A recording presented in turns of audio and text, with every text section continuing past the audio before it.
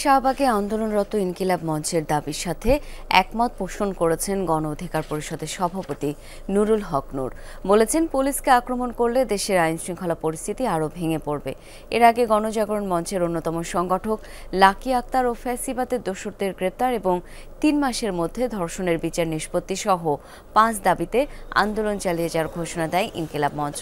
দাবি বাস্তবায়ন না হওয়া পর্যন্ত শাহবাগে শান্তিপূর্ণ এই আন্দোলন চলবে বলেও জানানো হয়।